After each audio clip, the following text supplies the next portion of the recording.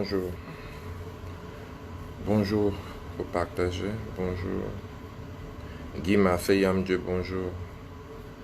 Je sais que c'est lundi matin, beaucoup sont déjà en route pour le boulot, certains sont au boulot, mais ceux qui peuvent être là partagés pour que ceux qui vont venir après puissent aussi se ressourcer. Bonjour, faut partager, je vous en prie. Duchesse Mom, good morning, you have to share.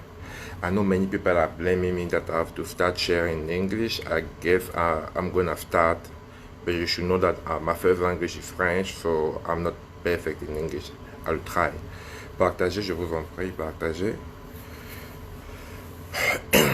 Si pour une raison ou une autre, quelque chose que tu t'étais donné comme objectif à atteindre en 2019 n'a pas marché, c'est que ce message te concerne. Partage. S'il y a quelque chose qui n'a pas marché dans ta vie en 2019, ça te concerne, il faut partager. Partage sur le tout-puissant Alfred Kabila, l'enfant de Dieu, il faut partager, partager. S'il y a quelque chose qui n'a pas marché dans ta vie en 2019, il faut partager. Si pour une raison ou une autre, tu t'es senti combattu, tes enfants, ta famille, il faut partager. Si tu as des problèmes dans ta famille, il faut partager. Il faut partager, je vous en prie. Et prenez vos Bibles aussi, prenez vos Bibles, partagez, invitez les gens massivement, partagez dans les groupes, partagez sur votre page. On doit ensemble savoir comment combattre. Vous voyez, voilà la période de l'année où les nuits sont plus longues que les jours. Voilà la période de l'année où à partir de 17h, la nuit commence à tomber déjà et le jour se lève à 8h. C'est ce moment de l'année. Et c'est en fait dans cette période que Satan profite pour commencer à combattre. Parce que Satan a honte, n'est-ce pas? Satan marche beaucoup plus dans la nuit. Satan et ses anges agissent dans l'obscurité. Donc, vu que les nuits sont plus longues que le jour, vu que la nuit tombe très tôt et le jour se lève très tard, ça fait qu'il y a beaucoup d'obscurité, n'est-ce pas? Ce qui explique un peu la mort de Jésus. La Bible nous enseigne que Jésus, en fait, est mort, a rendu l'âme à 13h. Mais ce jour, étant sur la croix à 13h, Jésus a poussé un cri de pleurs, un dernier cri de pleurs, et il a fermé les yeux à 13h. La Bible nous explique que le ciel a bougé, le ciel s'est transformé en l'obscurité. Subitement, la nuit est tombée. Donc le fait que Jésus meure et que la nuit tombe à 13h, c'est pour montrer que on était en train de commencer à agir. Alors voilà dans le moment de l'année où la nuit est plus longue, c'est ce moment. Voilà dans le moment de l'année. Voilà dans le moment de l'année où la nuit est plus longue. Voilà dans le moment de l'année où le diable profite pour manger les cœurs, manger les âmes, détruire les familles. Vous verrez, c'est en ce moment qu'il y aura beaucoup plus de problèmes dans vos familles. Beaucoup de problèmes parmi vos enfants. Beaucoup de problèmes dans votre foyer. En ce moment, les gens qui sont en couple, il y a trop de problèmes dans votre couple en ce moment. C'est en ce moment de l'année qu'il y aura beaucoup d'accidents. C'est en ce moment de l'année qu'il y aura beaucoup de pertes. Oui, parce que c'est la période que les diables, ils appellent ça la fête de la lumière. Dans le monde satanique, ils appellent ça la fête de la lumière. Et pour la fête de la lumière, ils doivent donner en sacrifice beaucoup de choses à leur faux Dieu. C'est ça, c'est la période de beaucoup de sacrifices. Et ces personnes qu'on risque de donner en sacrifice peut être vos enfants. Ça peut être vos parents. Ça peut être vos frères et sœurs. Ça peut être votre mari ou votre femme. Ça, c'est la période où il y a beaucoup de sacrifices. Je répète. Voici la période que dans le monde satanique, on appelle la fête de la lumière. Ils appellent ça la fête de la lumière. Et pour eux, ils doivent donner en sacrifice quelque chose à leur Dieu. Leur Dieu qui est un Dieu de mensonge, un Dieu de destruction, un Dieu de misère, demande beaucoup plus le sang.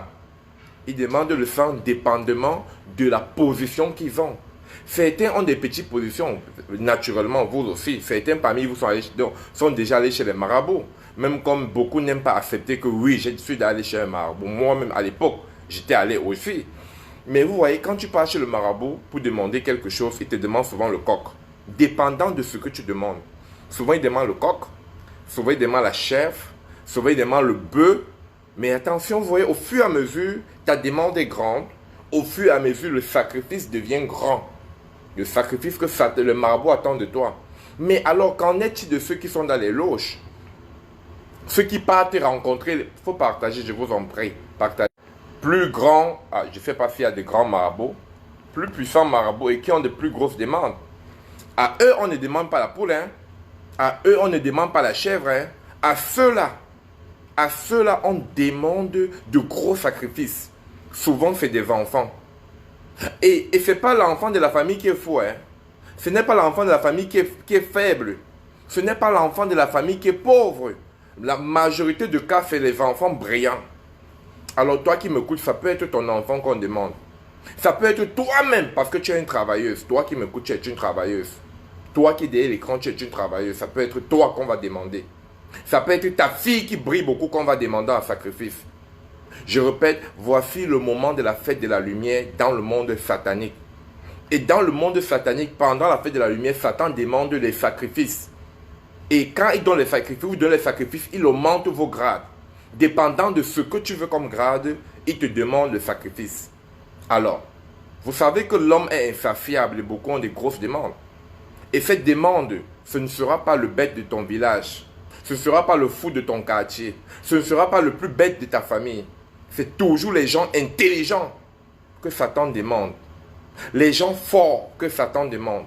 Alors toi qui m'écoutes, tu es peut-être à Paris, tu es peut-être en France, tu es peut-être aux États-Unis, tu es peut-être au Cameroun et que tu es brillant. Et tes enfants sont brillants. Sache que les premiers gens qui seront target, qui seront localisés, qui seront guettés, ce sera surtout chez toi. Alors, est-ce que tu permettras à un membre de ta famille de donner ton enfant parce qu'il veut devenir riche? Est-ce que tu permettras à un membre de ta famille de te donner parce qu'il veut augmenter de pouvoir? Ah oui, rassurez-vous, ils sont obligés de faire des sacrifices en ce moment. Et ces sacrifices sont des personnes fortes. Si toi qui es derrière l'écran, tu es fort. Si toi qui es derrière l'écran, tes enfants sont brillants, sache que vous êtes les premières personnes qu'ils vont guetter. Alors, est-ce que tu vas rester là?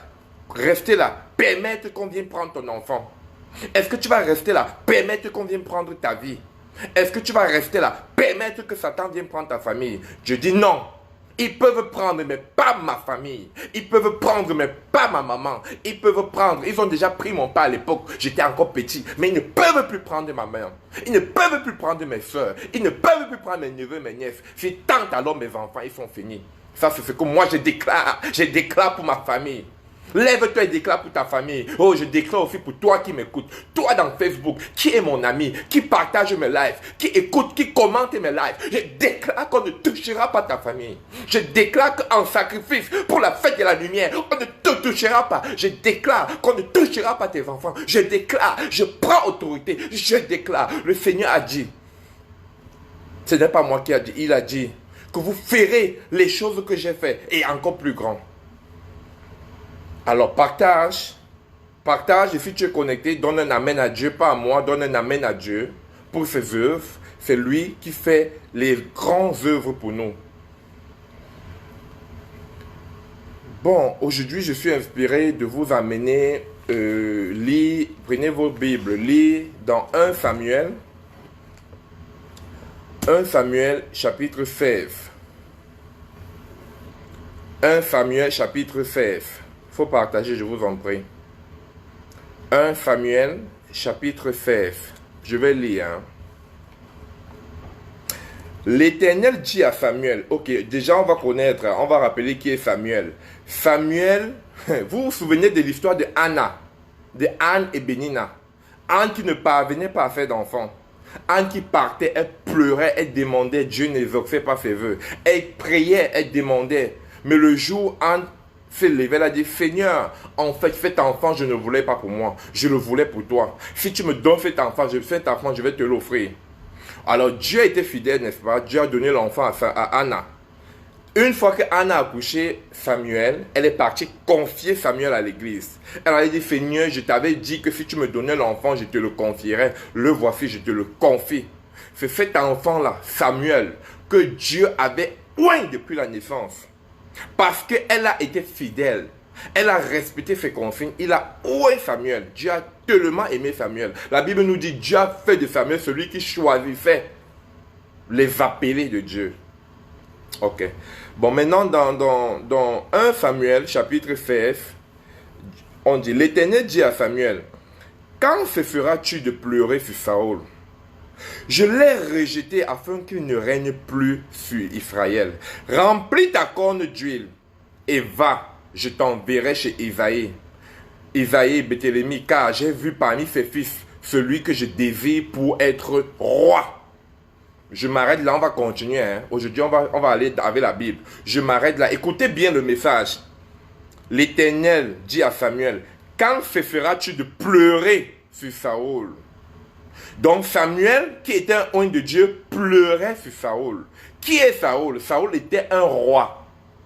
Un roi en Israël. Mais il était un roi qui n'obéissait pas à Dieu. Il obéissait à moitié, il désobéissait à moitié. Or, Dieu, selon Dieu, si tu obéis à moitié, c'est que tu n'as pas obéi. Je ne veux pas vous effrayer, ce n'est pas pour vous dire que toi qui crois en Dieu et tu bois la bière, il ne t'aime pas. Toi qui crois en Dieu et tu forniques, il ne t'aime pas. Non, Dieu n'est pas un Dieu de misère. Dieu n'est pas un Dieu qui déteste ses enfants. La Bible dit Dieu est infiniment bon et miséricordieux. Dieu n'attend pas de toi d'être parfait. Dieu sait que tu es un descendant d'Adam et Ève. De ce fait, tu es pécheur. Mais Dieu attend de toi au moins de faire un effort. La Bible dit 7 fois mes enfants tomberont, 7 fois ils se relèveront. Mais une fois, celui qui n'est pas mon enfant tombe, il ne va plus se relever. Ça veut dire quoi? 7 fois tu vas pécher, 7 fois tu vas te sentir mal. Mais lui qui va pécher une fois, il va se sentir bien, il va se conforter dans sa zone de péché. Donc attention, n'ayez plus peur de Dieu. Beaucoup de gens parmi vous ont peur de suivre Dieu. Parce qu'ils se disent, hey, si je suis Dieu, ça veut dire que je vais arrêter avec le gars qui ne m'a pas épousé. Je vais arrêter de boire la bière. Je vais, non. Mais au moins faire un effort de diminuer quelque chose. Fais un effort. La Bible dit, Dieu accompagne ceux qui fournissent ces efforts. Fais un effort pour dire, papa, voilà, j'ai fait quand même. J'ai fait. Dieu veut voir que tu es fait. Et la Bible dit, Dieu accompagne ceux qui fournissent. Parce que là, quand il va voir que tu es fait, il va t'accompagner dans ce combat. Alors, on revient à l'histoire de jour. Samuel fut oint par Dieu. Saül était un roi, le roi d'Israël, mais qui désobéissait Dieu, qui gagnait des guerres et il mettait la gloire sur lui et non sur Dieu, qui désobéissait Dieu à moitié. Alors Dieu n'était plus content de Saül. Dieu avait prévu de choisir un autre roi sur Saül, un roi qui doit l'obéir, qui doit le comprendre, qui doit marcher selon ses commandements. Mais Samuel passait son temps, écoutez, il dit bien là, regardez, quand cesseras-tu de pleurer sur Saül? Ça veut dire Samuel pleurait pour Saül. Samuel pleurait, Samuel aimait Saül. Pourquoi? Parce que Saül était beau garçon, géant, baraqué et bel homme. Samuel aimait Saül. Il pleurait pour Saül. Il voulait que le commandement reste sur Saül. Comprenez bien. Mais Dieu a refusé, a retiré sa main sur Saül. Écoutez encore une partie. Le Seigneur dit maintenant à Samuel, remplis ta corne d'huile. Que veut dire la corne d'huile? Quand on dit que Dieu t'a oint, on dit, quand vous me voyez, beaucoup de gens m'écrivent en hébreu, dit le Seigneur t'a oint. Lorsqu'on dit que Dieu a oint quelqu'un, ça veut dire que Dieu a versé son onction sur lui. L'onction veut dire quoi? L'huile. Dieu t'a mis assez d'huile. À l'époque, l'onction, c'était, même maintenant, mais à l'époque, c'était avec ça dans une bavasse. Donc, Dieu a mis son huile sur toi. Ça veut dire quoi? Un oint comme Samuel, quelqu'un que Dieu a tant aimé, quelqu'un qu'à sa naissance, sa maman allait lui confier à l'église, le confier à Dieu. Dit Seigneur, j'avais promis que si tu me donnes un fils, je vais te le consacrer. Le voilà, je te le donne. Imaginez l'onction que Dieu a déposée sur Samuel depuis bébé. Certains de nous, c'est quand ils grandissent qu'ils se rendent compte qu'ils aiment Dieu. Ou que Dieu les a appelés. Certains de nous, moi en premier, ont fait beaucoup de mauvaises choses avant de revenir sur le chemin. Mais on dit, Samuel étant bébé a été étant bébé. Est-ce que quelqu'un comprend ce que ça veut dire? Donc l'onction de Samuel était la magie. Dieu avait déposé une onction terrible sur Samuel. Écoutez bien. Mais Dieu lui dit, remplis ta corne d'huile. Ça veut dire que sa bouteille d'huile était vide. Est-ce que vous comprenez ce que ça veut dire? Si ton onction finit, c'est parce que tu fréquentes de mauvaises personnes. Lorsque le Seigneur te oigne, tu dois changer ta fréquentation, changer tes amis, changer les gens avec qui tu te colles, les gens avec qui tu te connectes. Samuel se connectait toujours sur Saoul, ce qui fait que son huile était finie. Dieu dit, quand cesseras-tu de pleurer sur Saoul? Quand cesseras-tu de pleurer sur Saoul? Remplis ta corne d'huile et va. C'est pour te dire, toi ma soeur qui m'écoute, toi mon frère qui m'écoute, peut-être rien ne marche dans ta vie à cause de l'homme avec qui tu es. Peut-être rien ne marche dans ta vie à cause de la fille que tu fréquentes. Peut-être rien ne marche dans ta vie à cause des loges que tu fréquentes. Peut-être rien ne marche dans ta vie à cause des mauvaises personnes que tu fréquentes. Il est temps de couper le pont avec des gens négatifs. Il est temps de couper le pont, de quitter de l'obscurité pour la lumière. Lorsque rien ne marche dans ta vie, c'est le moment de te déplacer. C'est le moment de quitter les amis avec qui tu es, de quitter la relation où tu es, de quitter les gens que tu fréquentes, de quitter les loges que tu fréquentes, de quitter les vidés qui te fréquentent. Quitte tout ce qui t'entoure et déplace-toi vers la lumière. Quitte tout ce qui t'entoure et déplace-toi vers Dieu. On prend l'exemple d'un Samuel que son huile, son onction finissait seulement parce qu'il passait son temps à déposer, à pleurer pour Saoul. La fréquentation de Samuel diminuait son onction.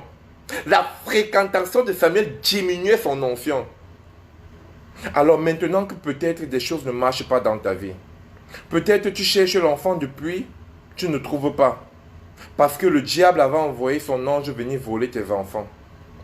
Peut-être tu cherches le travail depuis, tu ne trouves pas. Parce qu'un membre de ta famille a sucé ton étoile.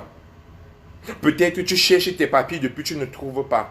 Parce que des mauvaises idées te fréquentent. Peut-être tu cherches le mariage, tu ne trouves pas.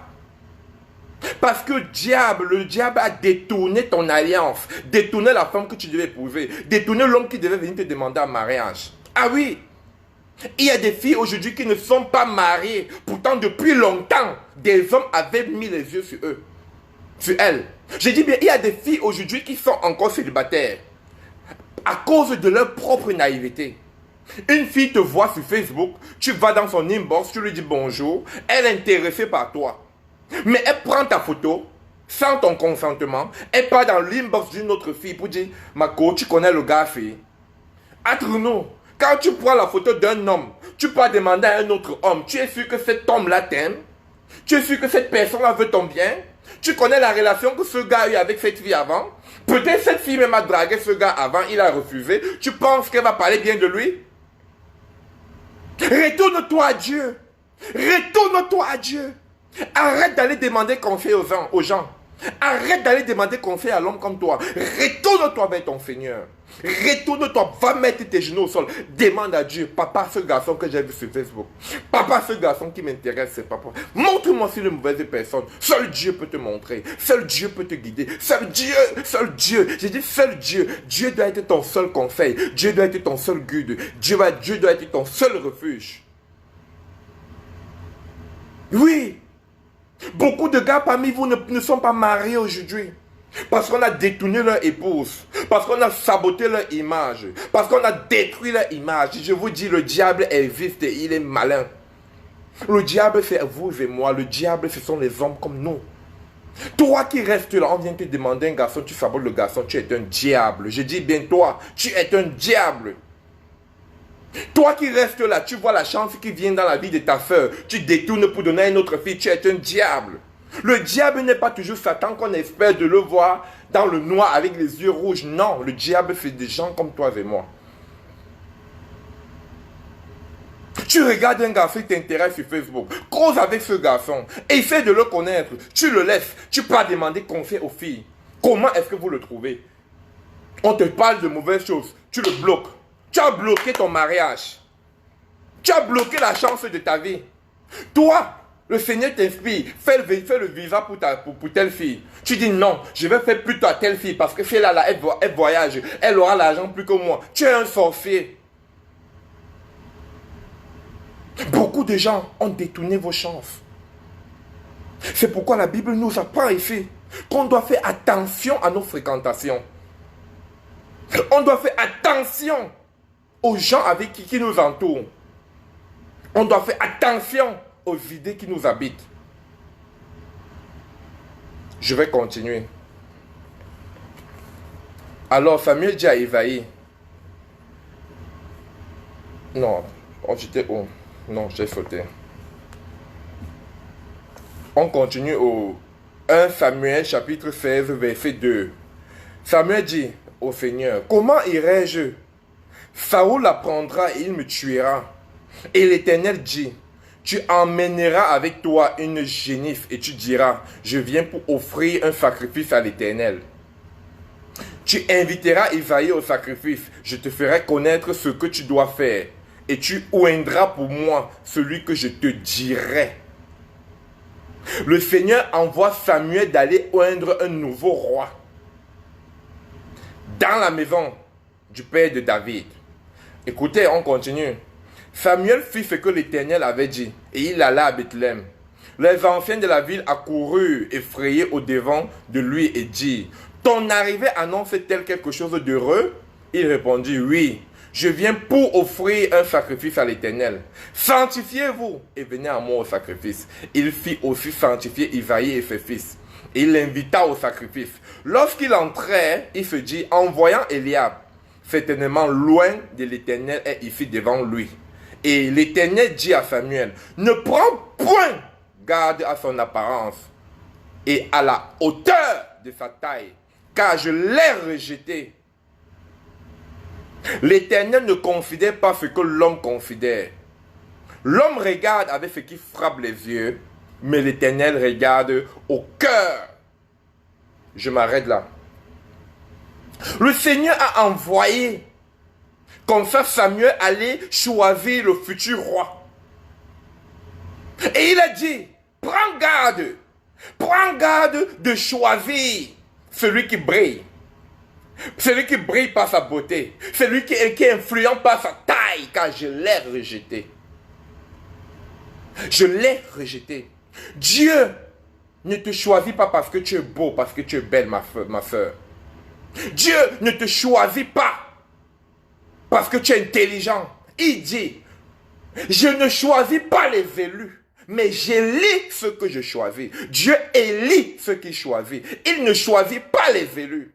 Toi qu'on a cru que tu n'es pas un élu, toi que les gens simplifient, toi que les gens rejettent, toi que les gens salissent, toi dont les gens avaient déjà décrit ta destinée, toi dont les gens avaient déjà confirmé que tu ne feras rien, c'est toi qui seras l'élu de Dieu. Je déclare que toi tu seras l'élu de Dieu. Quelle que soit ta taille, je déclare que toi tu seras l'élu de Dieu. Dis Amen. Quel que soit ton niveau scolaire, je déclare que toi tu seras l'élu de Dieu. Quelle que soit ta position dans la famille, je déclare que tu seras l'élu de Dieu. On continue. Lorsqu'ils entraient, il se dit, en voyant Eliab, certainement loin de l'Éternel et ici devant lui. J'ai lu ce côté. Isaïe appela Abinadab, regarde au cœur. Isaïe appela Abinadab et il le fit passer devant Samuel. Et Samuel dit, l'Éternel n'a pas non plus choisi celui-ci. Isaïe fit passer Shama. Et Samuel dit, l'Éternel n'a non plus choisi celui-ci. Isaïe fit passer ses 7 fils devant Samuel. Et Samuel dit à Isaïe, l'Éternel n'a choisi aucun d'eux.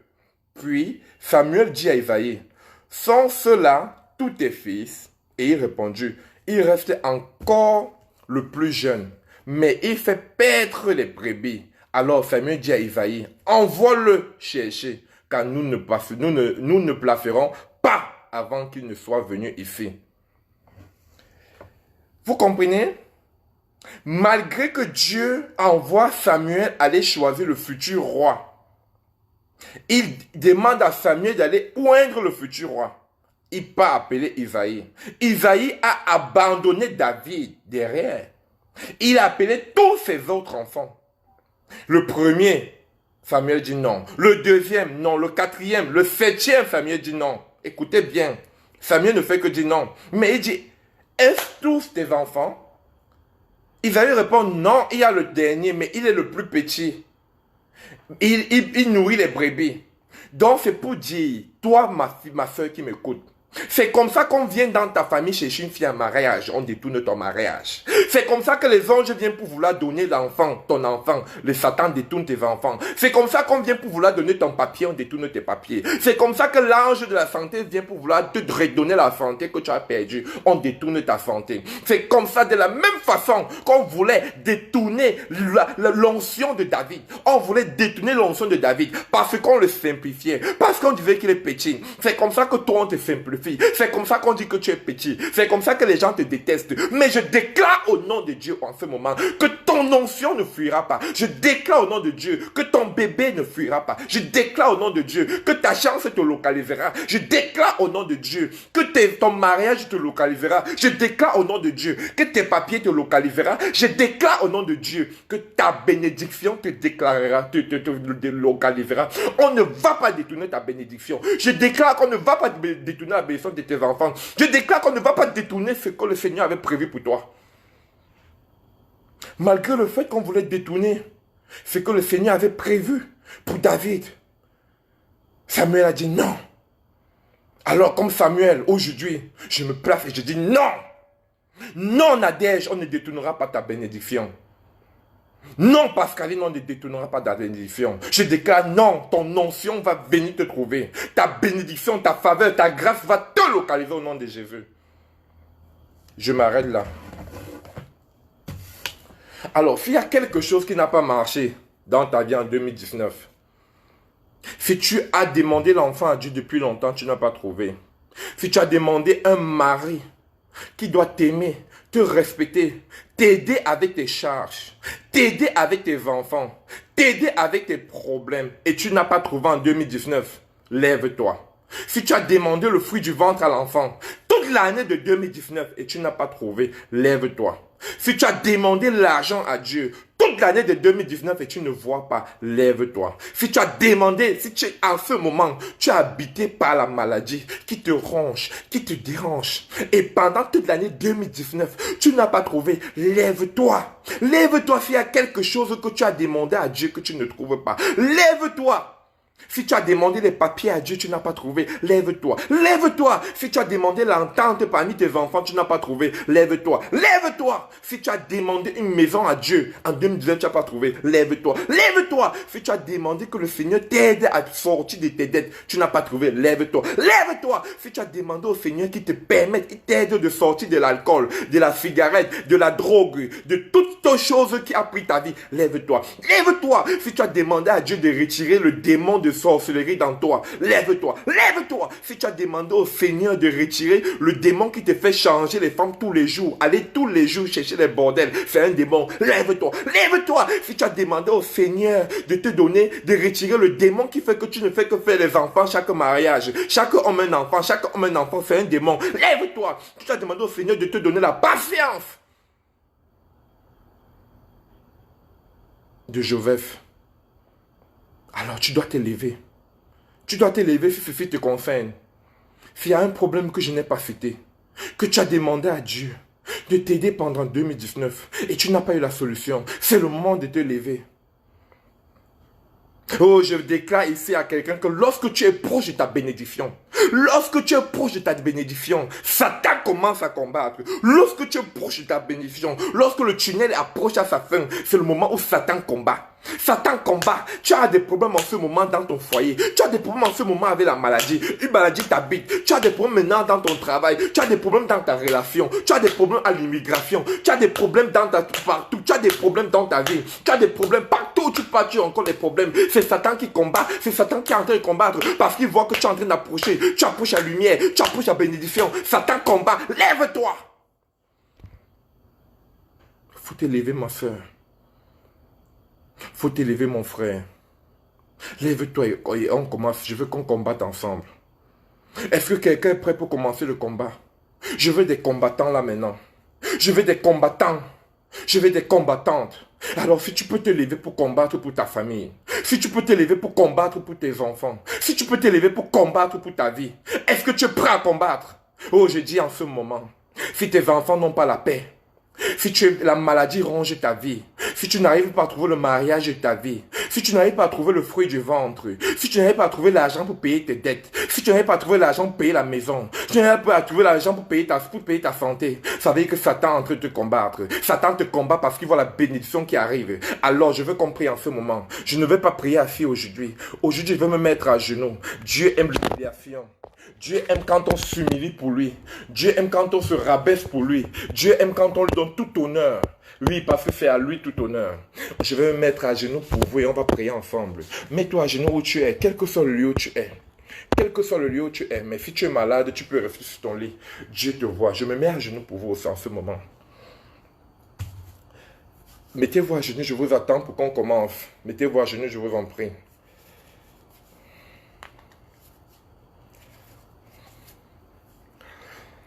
Seigneur, c'est toi qui as déclaré, Seigneur.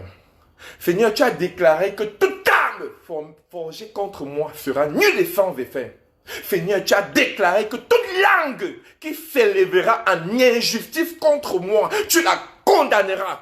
Alors, papa, je prends autorité en ce moment, papa. Je demande que tu condamnes toutes les langues qui s'élèvent en injustice contre moi. Je demande que tu brises toute arme forgée sur mes enfants, toute arme forgée sur mes soeurs, toute arme forgée sur mes parents, toute arme forgée contre moi, papa. Tu as dit que 1000 tomberont à ma gauche, 10 000 tomberont à ma droite, mais toute arme forgée contre moi sera nulle et sans effet, papa. Oh, papa, nulle et sans effet la maladie dans ma vie, papa. Nulle et sans effet la mort sur ma famille. Nulle et sans effet la mort sur mes amis. Nulle et sans effet, papa. Oh, papa, je déclare qu'en ce moment, que tu prennes et tu ligotes. Tu me donnes l'autorité, papa. Je prends l'autorité. J'appelle l'ange Gabriel. J'appelle l'ange archange avec son épée de la mort. J'appelle l'ange archange avec son armée, papa. Qu'il me précède, qu'il m'accompagne dans ce combat. Oh, papa, je ligote tous les ennemis de ta vie. Je ligote tous les sorciers de ta maison. Je ligote tous les sorciers de ta famille. Du côté paternel et du côté maternel. Tous les sorciers de ton quartier. Je ligote tous les sorciers de ta famille. Je ligote tous les sorciers de ta vie. Je ligote toutes les filles que tu as rencontrées qui étaient des anges de Satan, avec qui tu as couché, qui ont mis un sort sur toi. Je les ligote. Tout homme que tu as rencontré, que tu as brisé le cœur, qui s'est décidé et qui a lancé des paroles mauvaises, lancé des malédictions sur ta vie. Je les ligote, papa. Je ligote tous les liens maléfiques de génération en génération sur ta vie, sur la vie de tes enfants. Je les brûle avec le sang de Jésus-Christ. Je prends le sang de Jésus qui est tombé sur la croix. Je mets sur tes enfants, je mets sur ta famille. Je couvre tous les gens, tous mes amis, la page Facebook, toute ma famille, mes soeurs, mes neveux, mes nièces, mes enfants, ma maman. Je les couvre avec le sang de Jésus-Christ. Papa, je prends autorité, papa, et je déclare que voilà la fin de l'année. Voilà le moment des sacrifices. Voilà le moment où ils donnent le sacrifice pour la fête de la lumière, papa. Je déclare qu'aucun membre de ma famille ne fera un sacrifice. Je prends autorité. Je déclare aucun membre de ta famille ne sera un sacrifice. Je prends autorité. J'appelle le Seigneur. Je demande à mon Dieu d'envoyer les anges, l'ange archange avec l'épée, découper tous les liens maléfiques, découper toutes les sorcelleries, découper tous les sorts qu'on avait jetés sur ton nom, découper tout endroit où on avait mis ta photo, mis ta lumière, mis ton nom, découper, découpe et libère, papa. Libère-les parce que c'est la fin d'année. Oh, si tu veux que Dieu te libère, il a dit pardonne pour être pardonné. Est-ce que tu as pardonné à tous ceux qui t'ont fait du mal depuis que tu es né? Est-ce que tu as pardonné à tous les gens qui t'ont blessé? Pardonne. Pardonne afin que ton cœur soit blanc comme neige. Pardonne afin que le Seigneur vienne se loger dans ton cœur. Pardonne afin que le Seigneur s'invite dans ton sang, dans ta santé, dans ta maison, dans tes projets. Pardonne. Pardonnez mes frères. Pardonnez à tout le monde, mes frères. Et vous serez bénis et protégés tout au long de la fin d'année. Et on verra 2020 ensemble. Et 2020 sera un nouveau départ. 2020 sera une nouvelle alliance. 2020 seront des nouveaux projets. Et cette fois-ci, on ne sera plus seul. Car le Seigneur a déclaré, il a dit, je ne vous laisse pas orphelins. Je remonte voir mon Père, mais je serai avec vous partout où vous serez. Que Dieu bénisse quelqu'un. Que Dieu bénisse une personne qui est connectée. Que Dieu te protège. Que Dieu vous accompagne.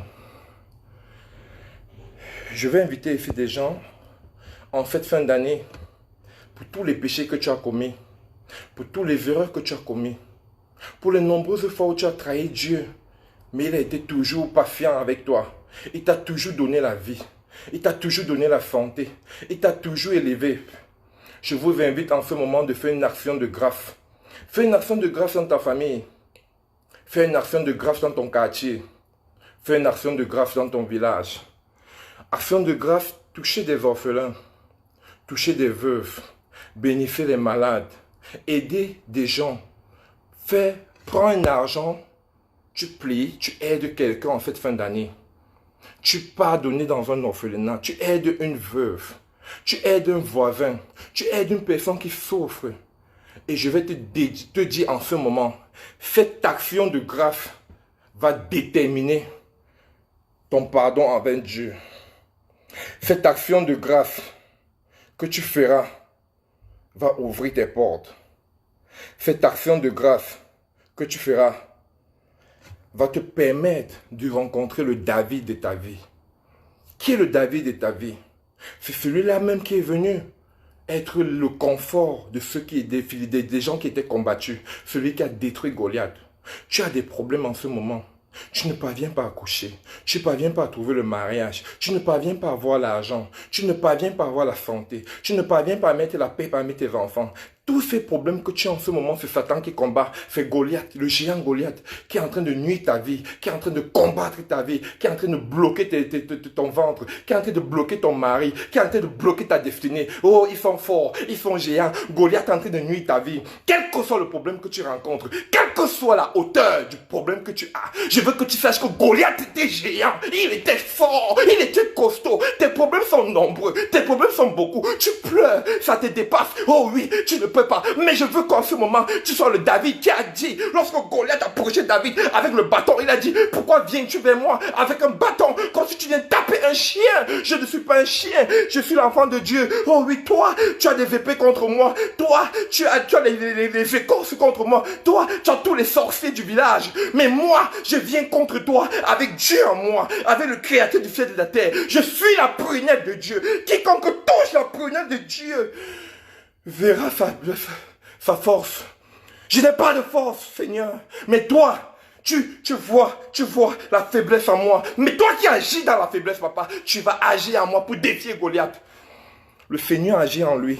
Il a défié Goliath. Dieu, à travers ton action de grâce, agira dans ta faiblesse. Et il va montrer sa puissance. Et il va te délivrer de tous tes problèmes, de toutes tes maladies, de tout problème qui mine ta vie. Il va permettre que ton action de grâce entraîne ta bénédiction. Que Dieu te bénisse. Je te conseille de t'humilier. Je te conseille de chercher le visage de Dieu à travers la parole. Je te conseille de te ressourcer de la parole. Je te conseille de te détourner des mauvaises voies. Détourne-toi des mauvaises voies. Honore tes parents. Aime ton prochain. Sois là pour ton environnement. Arrête le péché. Tu ne peux pas être parfait, mais essaye. Essaye d'arrêter le péché. Et le Seigneur te localisera. Il te pardonnera. Et il bénira ta maison. Que Dieu te bénisse. Que Dieu te bénisse de l'enfant, du fruit du ventre. Que Dieu te bénisse du mariage. Que Dieu te bénisse de la santé. Que Dieu te bénisse de toutes les bonnes choses de la terre. Que Dieu te bénisse avec les papiers. Que Dieu te bénisse avec la patience. Que Dieu transforme ta vie. Que Dieu te donne de quoi payer une maison. Que Dieu te donne de quoi payer les choses de tes enfants. La pension, la scolarité. Que Dieu te localise. Qui déverse sur toi sa grâce. Qui déverse sur toi sa faveur. Oh, que toutes les bonnes choses du monde. Que quelque chose que tu demandais en 2019. Que tu n'as pas eu. Que le Seigneur fasse un miracle. Afin que ton action de grâce entraîne ta bénédiction et entraîne ta transformation et emmène à ton élévation. Sois béni.